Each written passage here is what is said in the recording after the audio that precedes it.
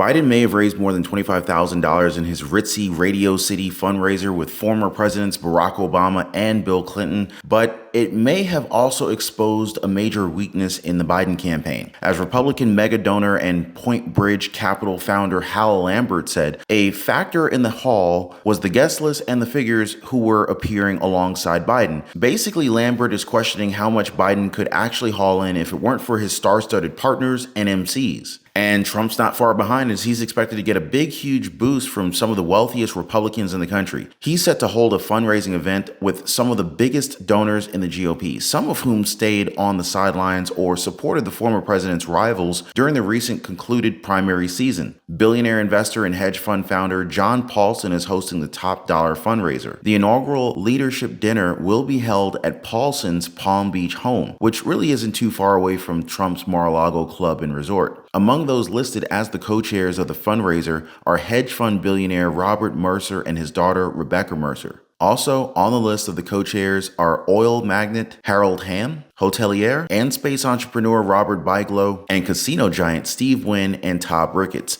a co-owner of the Chicago Cubs, a member of the TD Ameritrade Board of Directors, and former RNC finance chairman. They say that the highest level of contributions earns you the title of the Ultra MAGA and is designated for individuals who donate $814,600, the current limit that one person can currently donate. Part of the money also goes to helping former President Donald Trump with his legal bills. And as major Trump donor and former Senator Kelly Loeffler of Georgia said, Trump will have the resources necessary and that he won't likely need to raise as much money as President Joe Biden to keep his polling lead. Now, that says something about the inherent star power of the former President Donald Trump, doesn't it? As one campaign advisor explained, Trump's campaign is fueled by hundreds of thousands of grassroots contributors across the country. And I'd much rather have that because each one of those votes. Overall, the former president is looking to rake in up to $33 million when he teams up with some of the wealthiest Republicans in the country at his April 6th fundraiser in Palm Beach, Florida. That would easily dwarf Biden's $25 million.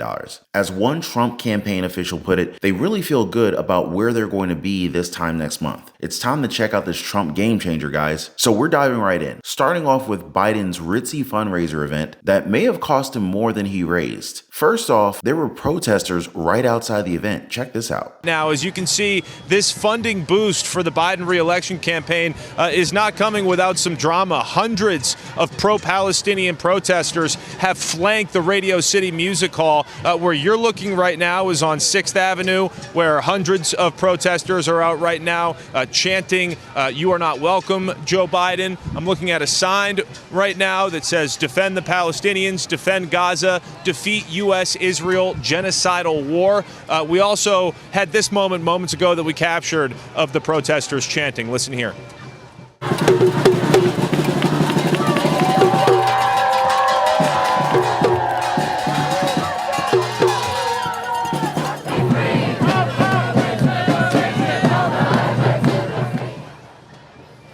Will, President Joe Biden landed in New York City today with former President Obama.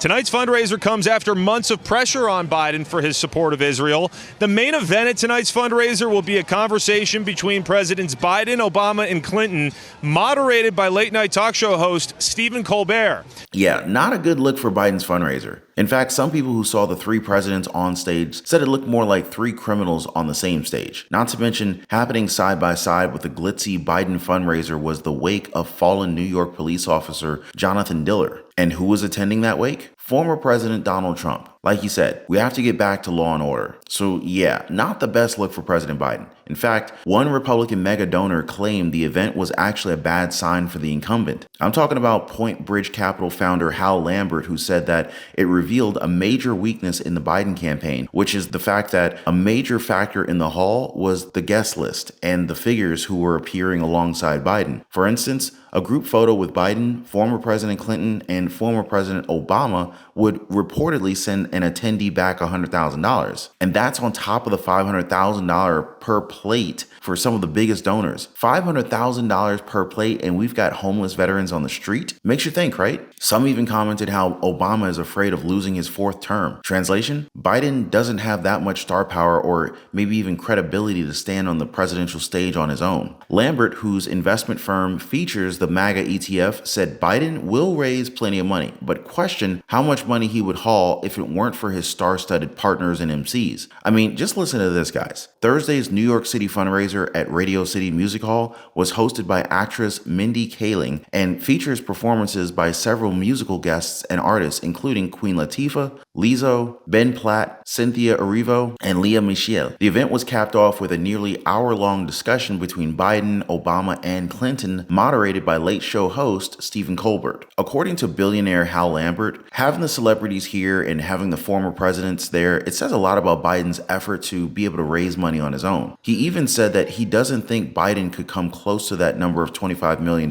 had he not had all the celebrities in the room and not the former presidents there. That Biden likely needed Clinton and Obama to join him so that the guests could be entertained and that he could communicate with the audience. Lambert speculated that it's difficult for Biden to do this at this point, and that having these celebrities and big names may be a bad sign for the president. Lambert compared it to Trump's upcoming fundraiser where, one, he estimated that our GOP nominee is going to have over $25 million raised in his fundraiser, and two, he doesn't have anyone else showing up there that are superstars to help him raise it. He's doing it all on his own. Not to mention, some of Biden's quarterly haul is due to the fact that Trump was not the presumptive nominee until partway into the year, when former South Carolina Governor Nikki Haley dropped out of the primary. Now that Trump is alone in the GOP sweeps, that brings the RNC money in, according to Lambert at least. He explained that's why people are probably wondering, well, how does someone give $500,000? Well, they go through all these committees and there's ways to do it once you're the nominee. Biden's the nominee. He can do it. Trump can now do it as well. All right, guys, so we're diving deep into the intricacies of the political fundraising and what this means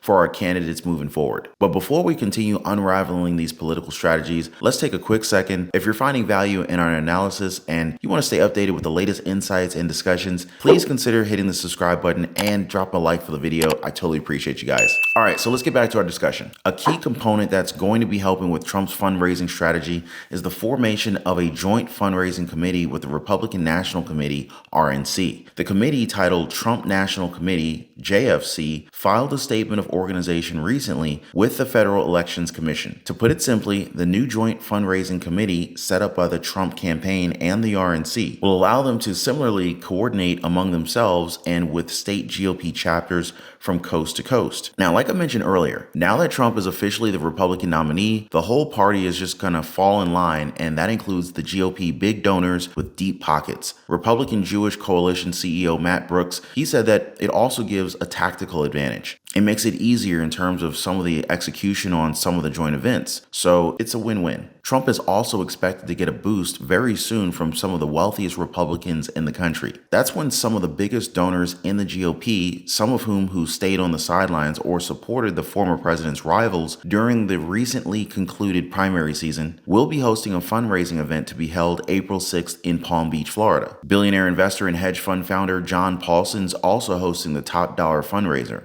Entitled the Inaugural Leadership Dinner, the event will be held at Paulson's Palm Beach home, which isn't too far from Trump's Mar-a-Lago club and resort. Word of the gathering is a further sign of the coming together of much of the Republican donor class around Trump, now that he's clinched the GOP nomination and is the party's presumptive presidential nominee. A source in the former president's political orbit called the fundraiser a come home to Trump moment. In fact, Paulson already confirmed in an official statement that they're receiving an overwhelming amount of support from donors. Among those listed as co-chairs of the fundraiser are hedge fund billionaire Robert Mercer and his daughter Rebekah Mercer. They were major boosters of Trump in 2016, but mostly sat out the former president's 2020 re-election campaign. Also on the list of co-chairs are oil magnate Harold Hamm, hotelier and space entrepreneur Robert Bigelow, and casino giant Steve Wynn and Todd Ricketts, a co-owner of the Chicago Cubs, a member of TD Ameritrade's board of directors, and former RNC finance chairman. Two top Trump allies, businessman and New York Jets owner Woody Johnson, who served as the former president's ambassador to the United Kingdom, Kingdom, and Wilbur Ross, who was Trump's Secretary of Commerce. They're also listed on the fundraising invitation. As they explained, there's no question that most of the major donors who were with DeSantis or Haley are now coming on board and they're rallying around the president. It looks like everyone realizes what's at stake in this 2024 election year. One of these mega donors coming back to the fold is oil drilling chief executive Dan Eberhart. He raised big bucks for Trump's 2020 re-election campaign, but backed DeSantis in the 2024 nomination race. Now he's back supporting Trump and is attending the April 6th fundraiser. And it looks like he's bringing friends, as he said that many big donors are coming around now that the nomination process is over.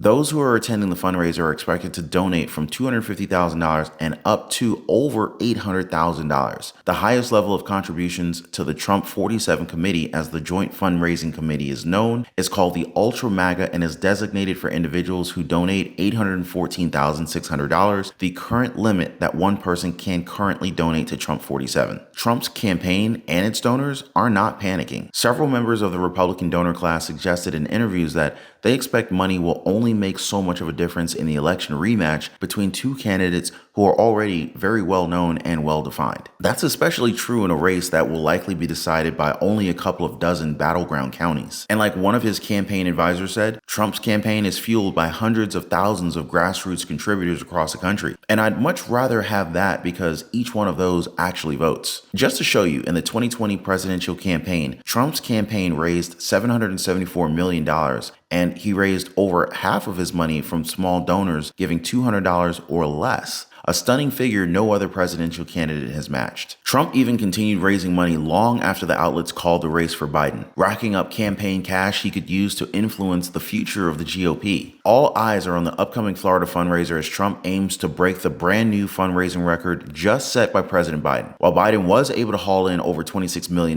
Trump is looking to rake in up to $33 million when he teams up with some of the wealthiest Republicans in the country at his April 6th fundraiser in Palm Beach, Florida. So I'll be sure to keep you guys updated with the latest, so don't forget to hit the subscribe button and ring that notification bell to stay informed. But hey, let me know your thoughts, guys. What do you think about these record-breaking fundraising efforts? How do you believe that they will impact the political landscape going forward? Share your thoughts in the comment section down below. You know I'm always eager to hear you guys' opinions. And if you enjoyed today's video, please give it a thumbs up, consider sharing it with your friends and family. For more insightful discussions and updates on the latest political news, make sure you're subscribed to the channel. Thank you so much for watching, and I'll see you guys on the next one. Take care.